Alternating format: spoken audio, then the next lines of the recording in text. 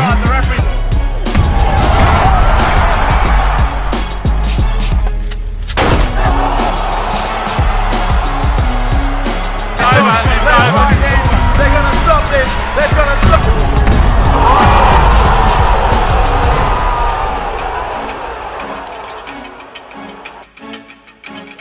to the motherfucking relay. We're covering today's top boxing news.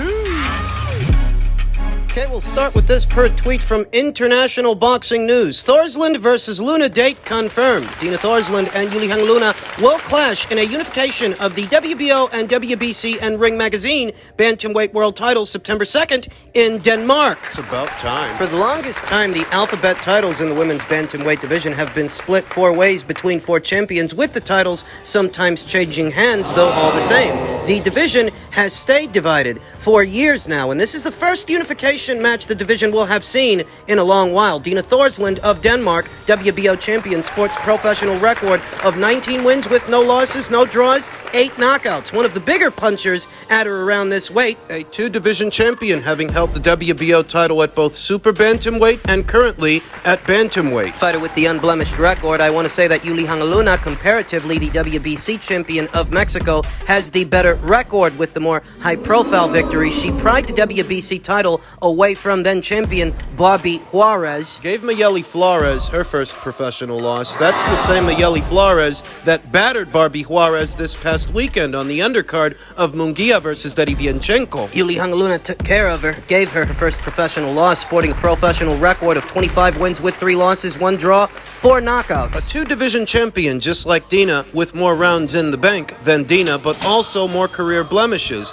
more losses. Perhaps that's because, comparatively, Yulihan Luna has fought better fighters than Dina Thorslund has. And even if these aren't the 2 most popular bantamweight champions in the division, they really are the 2 best bantamweights in the world. In my humble opinion, Yulihan Luna saw action earlier this year in March against Vanessa Taborda, won a unanimous decision over 10 rounds. She's been keeping a good, steady schedule of activity. Fought 2 times in 2020, 2 times in 2021, 2 times last year. The fight with Dina will be her second fight of this year. They both, respectively, will spend the summer months preparing for each other for their showdown in September in Denmark. I wondered about that, knowing that the fight was going to come around. With Team Thorslund hinting that major news was coming down the pipeline and rumors of this unification match, I wondered, where would it take place? Would it take place in Mexico, south of the border, or would it take place abroad, in Denmark, in Dina's neck of the woods? Dina Thorslund, who's coming right off that win over Deborah Ana E. Lopez in February of this year, an 8th-round TKO stoppage. It looks like Dina Thorslund is going to have home field advantage in this unification bout. Dina Thorslund, a mid-range to inside fighter, a boxer-puncher, a bouncy one. Good on the front foot, good on the back foot. She's tough and she's a strong puncher, a spiteful one, believes in her power, athletic and sharp. Very good in and out game. Not limited to fighting mid-range to inside or boxing from the outside. She can do a bit of both, set up counter shots, though she really is at her best when she's stepping into her punches, her leaping left hook to the body. It's a signature punch for Dina Thorslund. It's a punch that, fight by fight, always seems to find a home. She's got very good timing, good accuracy with that shot. Will she be able to land it on Yulihan Luna? I want to say that in terms of power, they're probably about the same, but because Dina's a little bit more mean-spirited than Yulihan, you get to see her use her power a bit more often, giving off the illusion that maybe she's a bigger puncher than Yulihan. I think their power's about the same, but Yulihan really is more the boxer than the puncher, moving lateral and setting up counter shots, short hooks, short uppercuts, counter hooks, counter uppercuts. She's good at walking her opponents into punches, using her height and her length, those long levers. Yulihan Luna is tall for bantamweight. She knows how to use it. She knows how to use it to her advantage. The trial for Dina, I think, Dina, who's the shorter, stumpier fighter with more of a mean streak, the trial for her, I think, is going to be getting within striking distance of Yulihan Luna. She can. I think she'll make the most of it. I think she'll capitalize. To the eye, Dina's punches mid-range to inside are shorter than Yulihan's. Yulihan's more long and limber, more room to get punches in there, around the guard or under the elbows, uppercuts up the middle. I'd wager that when the opening bell sounds rounds, Dina Thorslund will be the aggressor and Yulihan Luna will be the defender, creating space. Pumping out that jab to try and walk Dina Thorslund into short hooks and short uppercuts. Dina's got to be careful because Yulihan Luna, she's got a strong left hook. The Yeli Flores knows all about that. The counter hook that sent her to the canvas in the second round of their fight. Yulihan Luna is going to be looking to walk Dina Thorslund into that shot. In turn, Dina Thorslund is going to look to close the distance and keep the pressure on. Likely targeting Yulihan Luna's midsection, that long torso. There's plenty of room to get punches in there. Slow her down. Take her legs away. This is a genuine 50-50 fight. It's a pick'em fight between the two best fighters, the two best champions in the women's bantamweight division. So because Yulihan Luna will be the away fighter in Denmark, where Dina Thorslund has home field advantage, she's got to go over there with the mindset that you can't coast on foreign soil. Can't let those rounds be close. One of the more intriguing fights in the women's bantamweight division, the division will have seen in some time. We'll talk more about the fight as the fight date approaches. And super lightweight news on the heels of his big win over then WBO and Ring Magazine champion Josh Taylor, Teofimo Lopez has stated that he wants $100 million to return to boxing. The only way you get Teofimo Lopez back is a 9-figure contract. I've made ESPN over $100 million and getting paid $1 million. Fighters that have not even done a quarter of what I've done. A quarter of what I've accomplished get $15 million. I do happen to think that Teofimo Lopez deserves a bit more cash moving forward, especially for winning a fight that I didn't think he was going to win. I really didn't like his chances going into this Tosh Jailer fight, but he showed up and showed out, took out all his frustration on that guy in the ring. And while I do think he deserves a bit more scratch moving forward, a 9-figure deal. He wants $100 million. I think he's exaggerating a bit in what he's asking for. I don't actually think he expects Top Rank to give him that kind of money because he doesn't generate that kind of money. If he did, he would have been playing the big room at Madison Square Garden, not the little one, not the Hulu Theater. 9-figure fighters don't fight in the Hulu Theater. All those bleeding hearts that are quick to play the violin. For any fighter that is asking for more money than they can generate, what you guys need to understand is the money has to come from somewhere. You give a kid like this a 9-figure guarantee, 9 figures that he himself doesn't generate fight by fight. Multi-fight deal worth approximately 9 figures. Let's call it the low end of 9 figures, $100 million. You put that on paper and the ink dries, you're in the hole $100 million, and he's either got to generate it or you're going to go bankrupt. Anybody can ask for anything, but are you actually good for these monies? Can you generate? Do you generate that kind of scratch, that kind of cash? Because if you don't... Where the hell is the money supposed to come from? Teofimo Lopez doubled down, insisting that he's officially retired from boxing, saying blood, sweat, and tears I've given for the sport at a young age. 25 years young, and the first male to become a 2-time undisputed world champion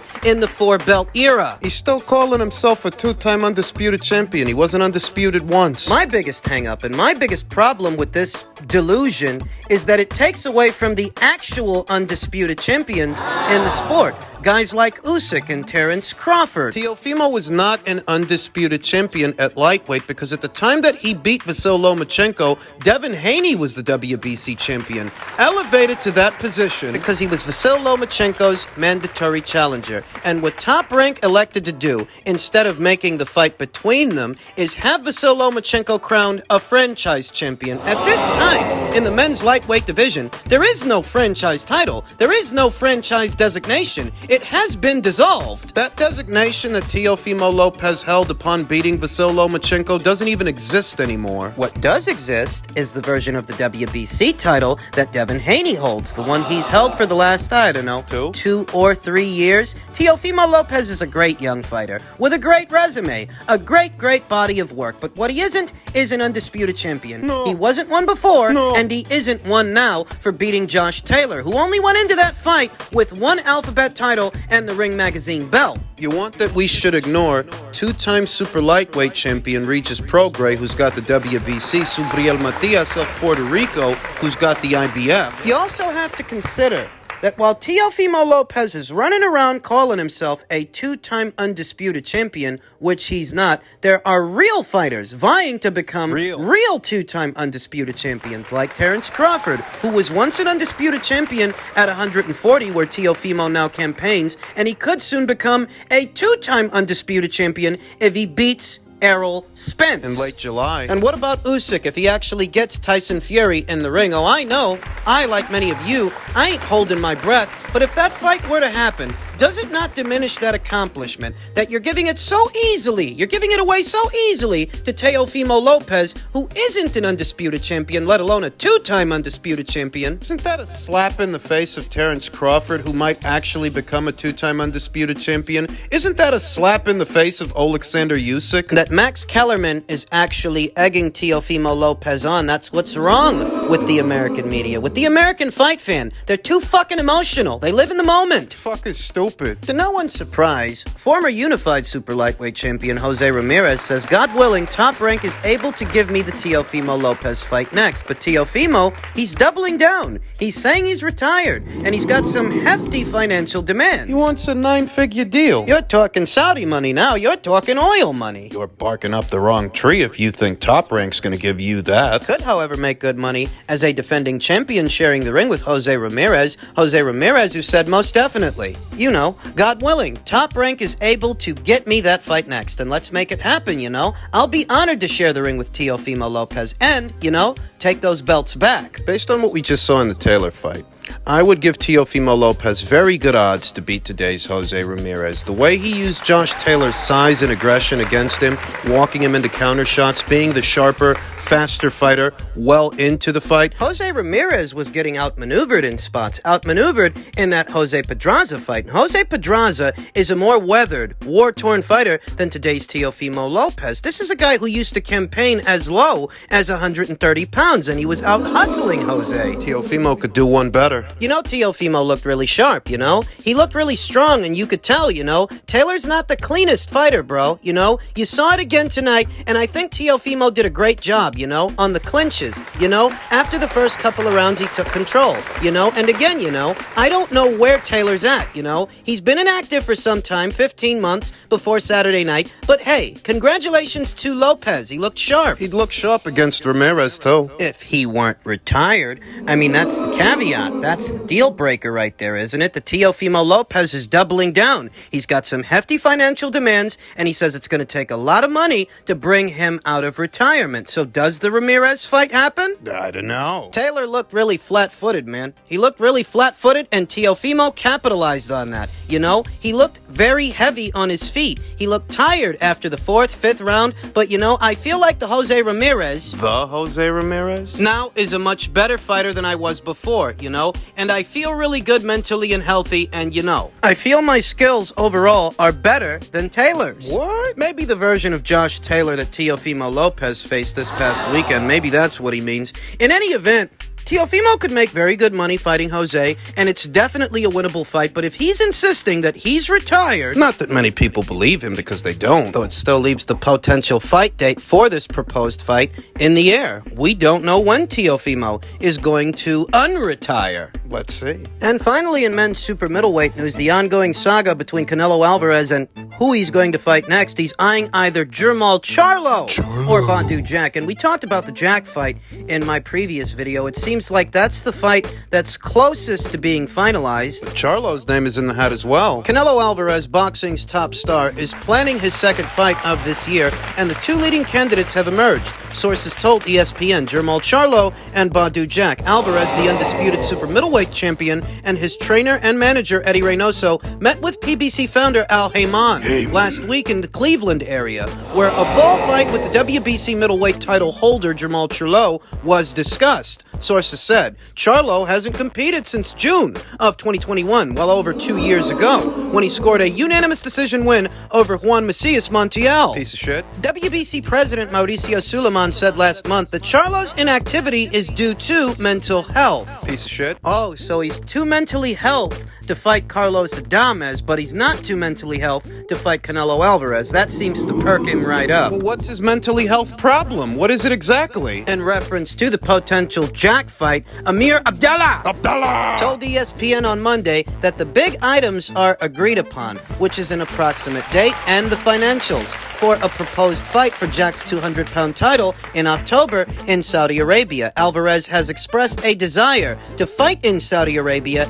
and was ringside for Andy Ruiz's rematch with Anthony Joshua in the nation's capital, Riyadh, in December of 2019. Abdallah conceded the weight is an issue. Alvarez holds all 4 titles at 168 pounds and has twice competed for a light heavyweight title, but has never weighed more than 175 pounds. So they're willing to sacrifice a 2 years inactive Jermall Charlo to Canelo. And all of his mental mouth problems, but then again, they were willing to sacrifice Errol Spence to Canelo Alvarez after the Caleb Plant fight. Remember? Anything to keep Canelo Alvarez on their side of the street, but Badu Jack is in the running. it's not just getting it over the finish line with the weight, Abdallah said. And mind you, that's not a small hurdle, but it's one we're back and forth on. So far, this has been the only situation and the only term that we're not fully agreed on. But I'm hoping that if you fight for a cruiserweight title, you've got to at least fight around the cruiserweight division, 200 pounds, and not at light heavyweight, 175 pounds. Immediately after it was announced that Badu Jack is in fact in the running for a Canelo Alvarez fight, people had the nerve to call him a cherry pick. But if you want my opinion, and you're here, so I'll assume that you do, the real cherry pick would have to be Jermall Charlo, who hasn't fought in the last 2 years, and the last time we saw him, he didn't look nothing special. What about David Benavidez? When it comes to the menstrual monster, Samson Lukawicz's promoter stated, "We had a friendly meeting after which I promised to send a proposal, and then Reynoso insults me by claiming he never received a proposal. I sent it by email, by text message, and by WhatsApp. There's no way he didn't receive it. The only thing he's looking for is the legacy of Canelo, so that he can retire in 2 or 3 fights without losing. This is boxing. Nothing is written in stone. He can lose to somebody less than Benavidez." Bear in mind that Canelo Alvarez hasn't decided who he's going to fight yet, and Samson Lukawicz has already withdrawn his proposal, withdrawn his offer. That was last week. The offer that was only on the table for about 6 days. They said they're going to move forward with the David Morrell fight. That's what the story was last week, and that's what Canelo Alvarez's biggest critics seem to gloss over. Deliberately. They act like it didn't happen. They don't bring it up. They don't mention it when levying criticism towards Canelo for potentially fighting Badu Jack. For me and my money, Badu Jack is a more challenging fight for Canelo than Jermall Charlo. They act like it isn't. They act like you've got all kinds of middleweights and super middleweights going up there to cruiser. They act like it's easy. Whilst making excuses for David Benavidez to not fight Dimitri Bivol. You can't make this stuff up. You really can't. I like the Jack fight in terms of a fight more than the Cherry Charlo fight, though I won't lie to you. I would relish the opportunity to see Canelo Alvarez kick another PBC fighter's ass. For the last 2 years, the PBC shills have claimed that Canelo is avoiding Jermall Charlo and some others. If they make this fight, watch how fast their tune changes. Watch how fast. It'll go from Canelo was ducking Jermall Charlo to Canelo only wants to fight him because he's been out 2 years. But the 2 years he's been out, you claim Canelo was ducking him. Make up your fucking mind. I'm okay with any of those 3 fights, to be honest with you. Jack, Charlo, Benavidez, whichever. Just pick somebody and go with it.